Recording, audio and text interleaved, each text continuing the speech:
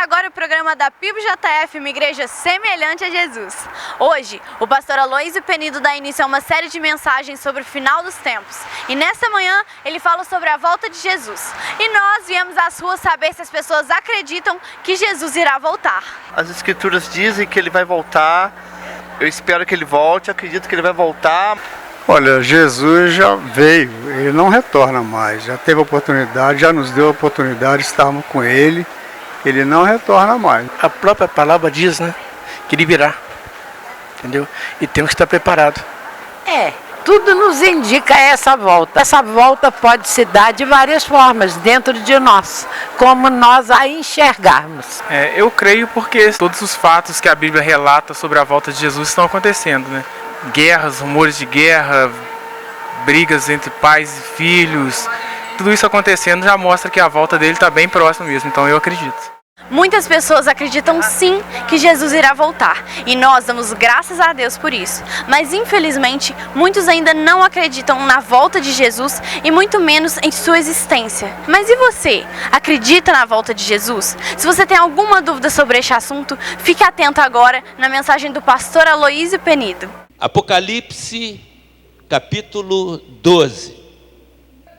O texto diz assim: e viu-se um grande sinal no céu, uma mulher vestida de sol, tendo a lua debaixo dos seus pés e uma coroa de 12 estrelas sobre a sua cabeça.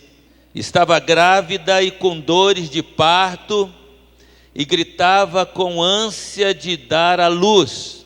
E viu-se outro sinal no céu, eis que era um grande dragão vermelho, que tinha 7 cabeças, 10 chifres, e sobre as suas cabeças 7 diademas. E a sua cauda levou após si a terça parte das estrelas do céu, e lançou-as sobre a terra. E o dragão parou diante da mulher que havia de dar à luz, para que, dando ela à luz, lhe tragasse o filho. E deu à luz um filho, um varão que há de reger todas as nações com vara de ferro. E o seu filho foi arrebatado para Deus e para o seu trono. E a mulher fugiu para o deserto, onde já tinha lugar preparado por Deus, para que ali fosse alimentada durante 1260 dias. E houve batalha no céu. Miguel e os seus anjos batalhavam contra o dragão, e batalhava o dragão e os seus anjos. Este primeiro texto traz à nossa mente é que esta batalha entre Satanás e o próprio Criador, na ânsia de tomar o poder, de tomar o trono, ela é antiga, muito antiga. Antes mesmo do homem existir. O texto sagrado diz que houve batalha no céu. E no versículo 7 diz que Miguel e os seus anjos batalhavam contra o dragão. Na verdade, Miguel era um arcanjo superior, que no Velho Testamento era visto como a personificação do próprio Senhor Jesus. Então, no Velho Testamento, os textos sagrados mostram que Miguel, muitas vezes, ele veio com uma missão representando o próprio Deus. Miguel esteve com Moisés, Miguel esteve com Abraão. E aqui no texto apocalíptico que retrata o início, antes do início do Gênesis, quando houve batalha no céu, Miguel se levantou. E Lúcifer foi precipitado na terra. Isto significa que a batalha que teve início no céu, ela continuou na terra. Essa batalha tem continuado na terra. E você olha para um lado, olha para o outro, você só vê sinais claros, amados, evidentes, de que Jesus está às portas. E a igreja está adormecida, por isto, este é um tempo de avivamento espiritual, é tempo da igreja acordar, é tempo da igreja se despertar do sono. A Bíblia diz que chegará um momento em que o Espírito Santo há de ser tirado. Não sabemos se o Espírito Santo há de ser tirado em um momento só, ou se pouco a pouco ele vai sendo tirado. Porque a percepção que nós temos é que parece que pouco a pouco o Espírito Santo tem sido tirado. Tal a maldade da humanidade. Você vê o que o chamado Estado Islâmico tem feito. Pessoas impiedosas tirando a vida de outros de uma forma pior do que se fosse de um animal, a sangue frio, em nome de Deus, em nome da religião. Eles matam e agradecem a Deus. Aliás, foi mais ou menos o mesmo que Hitler fez na Alemanha, porque você sabe que a Alemanha é berço do cristianismo. Os grandes teólogos surgiram na Alemanha. E quando eles fizeram todo aquele massacre contra os judeus, eles fizeram em nome de Deus.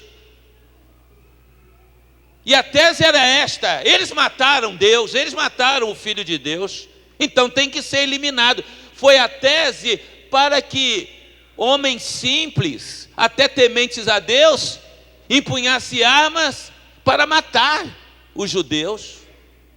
Em nome da religião, tem-se cometido tragédias.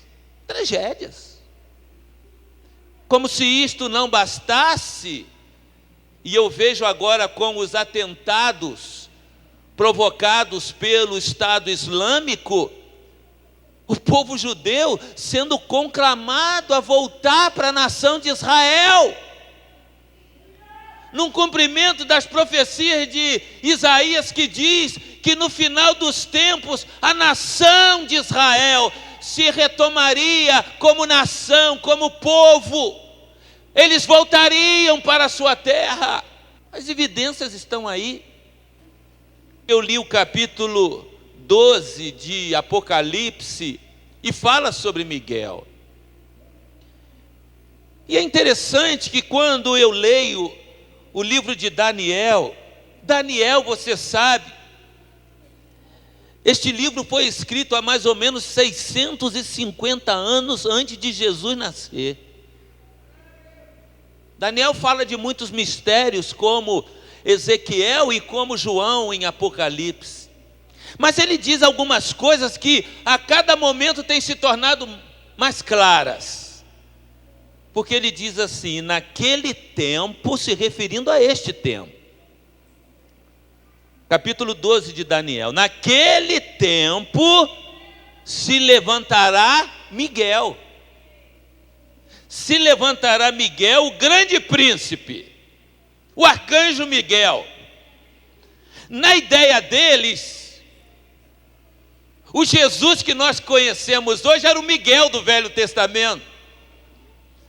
O Miguel que lutou com Jacó. O Miguel que era aquele que ia à frente das suas batalhas. O Miguel que desceu na fornalha de fogo. Muitas vezes no Velho Testamento, pelo fato de Jesus ainda não ter vindo, eles viam em Miguel aquele que na verdade era o próprio Senhor Jesus. Por esta razão, Daniel diz: naquele tempo se levantará Miguel, o grande príncipe, que se levanta pelos filhos do teu povo, e haverá um tempo de angústia, qual nunca houve, desde que houve nação até aquele tempo. Mas naquele tempo livrar-se-á o teu povo, todo aquele que se achar escrito no livro. João, em Apocalipse, vai nos dizer que há um livro chamado o livro da vida. O livro da vida, mostrando que seguir a Jesus não é uma brincadeira. Seguir a Jesus significa uma opção que você tomou, e quando você toma esta decisão de seguir a Jesus, Ele escreve o teu nome no livro da vida, não com uma caneta, mas com o sangue que Ele derramou na cruz do Calvário.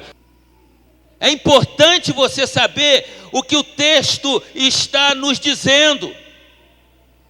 Todo aquele que se achar escrito seu nome no livro de Deus. No livro de Deus. Teu nome está escrito ali no livro de Deus. O teu nome está escrito no livro da vida. Então, prepara-te para encontrares o Senhor teu Deus. O Miguel do Velho Testamento é o Jesus que se fez homem, habitou entre nós e virá com todo poder e glória para buscar a sua igreja. Louvado seja o nome do Senhor. A igreja tem que estar preparada para subir com o Senhor, mas nós temos que estar atentos, porque os sinais mais se mostram cada vez. Os sinais mais se mostram cada vez. Jesus está batendo as portas. Agora, vejam aqui algumas evidências, amados. Volto a dizer, Daniel está falando sobre este tempo. Se somarmos mais ou menos 600 anos antes de Jesus e 2000 anos depois de Jesus, vai dar 2600 anos. Há 2600 anos, Daniel está falando do que nós estamos vivendo hoje, e a igreja de Jesus ainda está desapercebida, adormecida. Qual é o papel da igreja?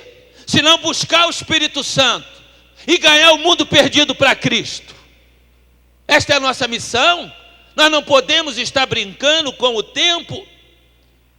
Verso 2: muitos dos que dormem no pó da terra ressuscitarão, uns para a vida eterna, outros para vergonha e desprezo eterno.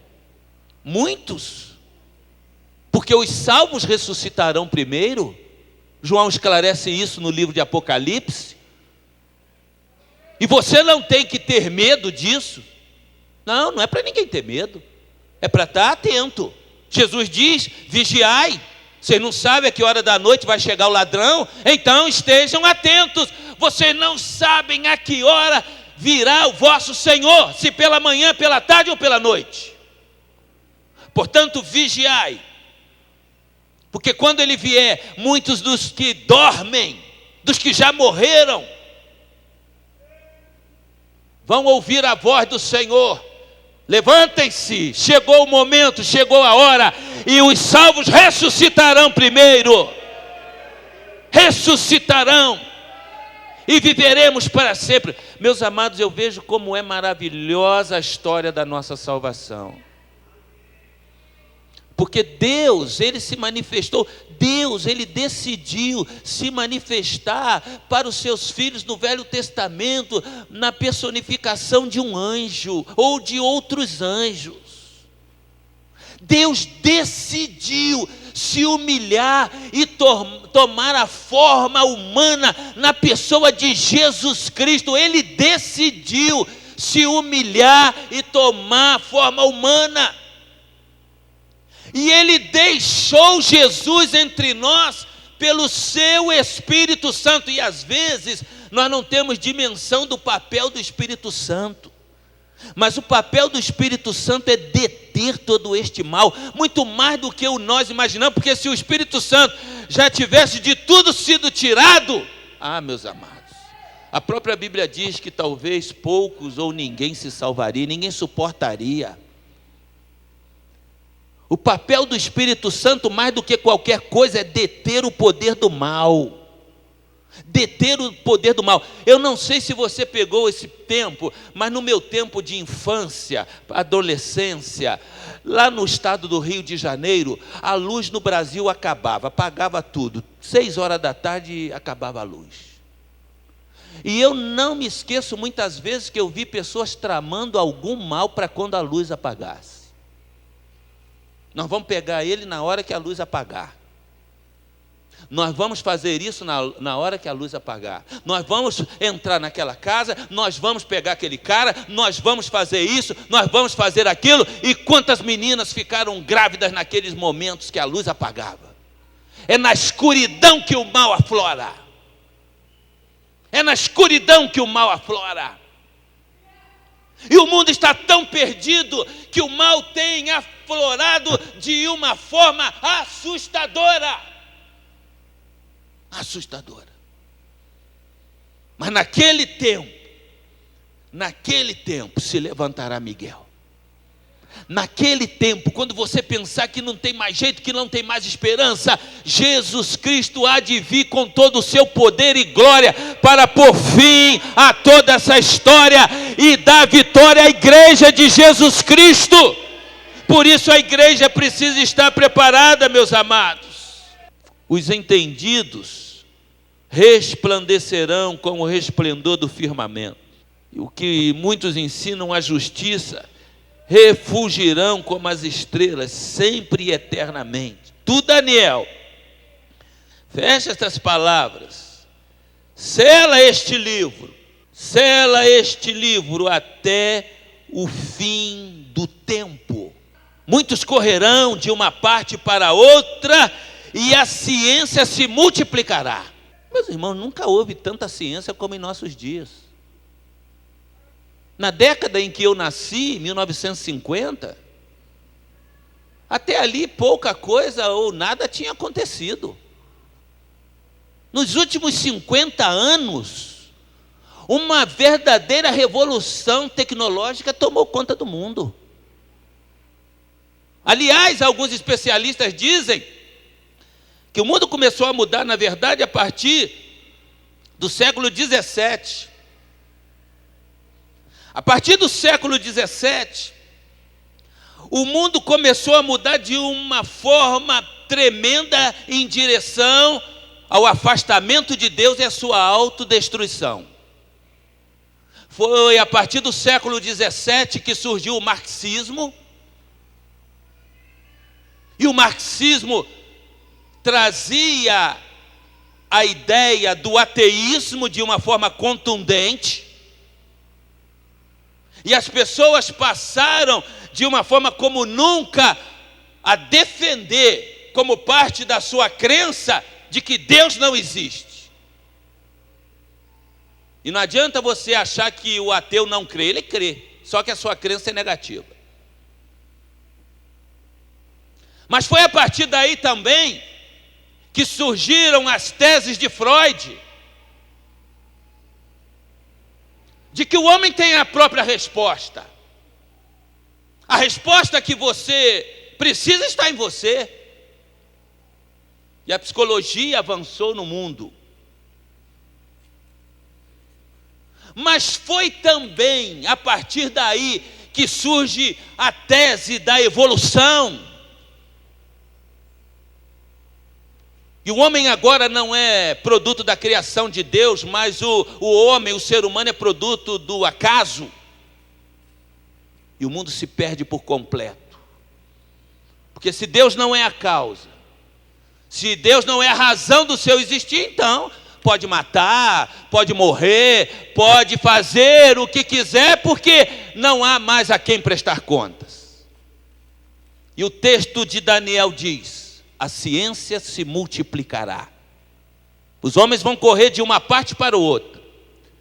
Hoje não há mais limite para a ciência. Não há limite para a tecnologia. A tecnologia avança de uma forma assustadora. Conhecimento, conhecimento, conhecimento. O mundo está cheio de conhecimento. Mas para alguns especialistas, o que Daniel está dizendo é que o conhecimento a respeito do próprio texto sagrado. As evidências mostrariam aquilo que o texto de Daniel está dizendo. A ciência se multiplicará. E eu, Daniel, olhei, eis que estavam outros dois, um desta banda, da beira do rio, o outro da outra banda, à beira do rio. E disse o homem vestido de linho, que estava sobre a água do rio: que tempo haverá até o fim das maravilhas? Maravilhas aqui, grandes coisas. Como se Deus estivesse no comando de todas as coisas. E Jesus Cristo com o bastão de vencedor pronto para receber a ordem. É chegado o fim dos tempos. Igreja, nós precisamos de nos despertar. Nós precisamos sair da mornidão, do marasmo, da indiferença. Chega de religiosidade, amados. Chega de religiosidade. Como eu disse, em nome da religião, explora-se os mais pobres, mata-se, sequestra. Nós ainda não temos dimensão. Eu tenho lido algumas coisas nesta área a respeito da missão Portas Abertas, e eu tenho visto na África quantos estão sendo massacrados, mortos, quantos cristãos estão sendo mortos. Nós estamos achando que todas as coisas vão acontecer aqui para a gente ver, presenciar, tudo ao mesmo tempo. Não, essas coisas vêm acontecendo ao longo dos anos, nos 4 cantos da terra. E eu vejo quando Jesus estiver voltando, e os repórteres procurando melhor ângulo para eles darem a notícia, e os governantes acalmando o povo: tranquilizem-se, tranquilizem-se. E muitos dos que estiveram dentro das igrejas totalmente desapercebidos do que está acontecendo. É hora de nos prostrarmos diante de Deus dia e noite, amados. É hora de clamarmos, é hora de pregarmos, e é hora de sairmos da indiferença dos pastores aqueles que se julgam os menores, passando pelos diáconos, pelos líderes de ministério. É hora da gente dizer: Senhor, eu estou aqui, eu fui chamado pelo Senhor, eu fiz uma aliança com o Senhor, aliança feita pelo sangue de Jesus Cristo. Eu quero que o Senhor use a minha vida nas tuas mãos. Se homens têm sido usados, arregimentados para matar a troco de nada, matar a troco de nada, homens e mulheres estão sendo recrutados na França, na Europa, nos Estados Unidos, para matar em nome de uma religião. E em nome de Jesus, o que vamos fazer? Naquele momento se levantará não Miguel, mas se levantará o Rei dos Reis e o Senhor dos Senhores. Jesus Cristo, Deus que decidiu ser homem como nós, para com Ele vivermos eternamente. Comecemos a viver agora, amados. Comecemos a viver hoje, a dar o nosso melhor para o Senhor, a dizer para o Senhor, como disse Isaías: Senhor, eis-me aqui, eu estou pronto, usa-me a mim, usa-me a mim. Que Deus nos abençoe. Amém, Jesus.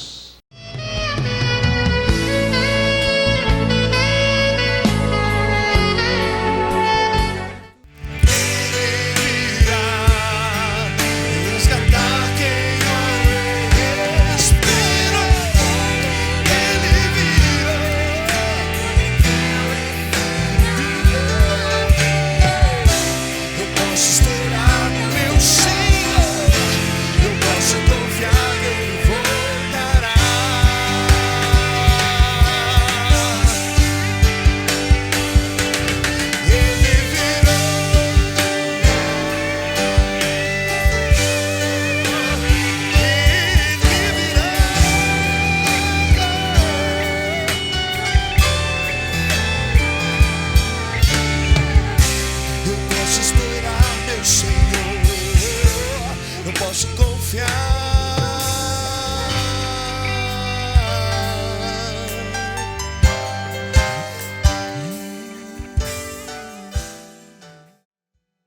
desejo do nosso coração é que essa mensagem tenha falado ao seu coração e você acredite na volta de Jesus e se prepare, pois Cristo vem. Abril é o mês da Escola Bíblica e a gente termina o programa de hoje com uma matéria especial sobre Escola Bíblica. Bom final de semana, Deus te abençoe. Você sabia que a palavra de Deus nos diz: examinai as Escrituras, porque cuidais ter nelas a vida eterna? É muito importante você pensar sobre isso. Sabe por quê? Porque a palavra de Deus é a verdade máxima para nós. É o manual de Deus para a nossa vida. Você já parou para pensar o que os seus filhos têm aprendido nas escolas, no dia a dia, com os amigos, com as más influências? Muitas coisas aprendidas pela televisão, pela internet, mas a Igreja do Senhor Jesus tem um compromisso com a sua palavra. Nós aqui na PIBJF temos este compromisso de ensinar a genuína palavra de Deus. A palavra de Deus tem ensinamentos preciosos para a vida dos seus filhos, para a vida do casal, para a vida de toda a família. Aqueles que são salvos pelo Senhor Jesus, que são justificados pelo seu sangue, devem estudar a sua palavra e se tornar carvalhos de justiça, trabalhar na obra do Senhor, fazer com que outras pessoas alcancem o mesmo grau de salvação, alcancem a justiça do Senhor. E para isso é preciso estudar, se instruir, conhecer e prosseguir e conhecer o Senhor. Isto é necessário para os irmãos se fortaleçam na fé. E a igreja oferece a escola bíblica de capacitação.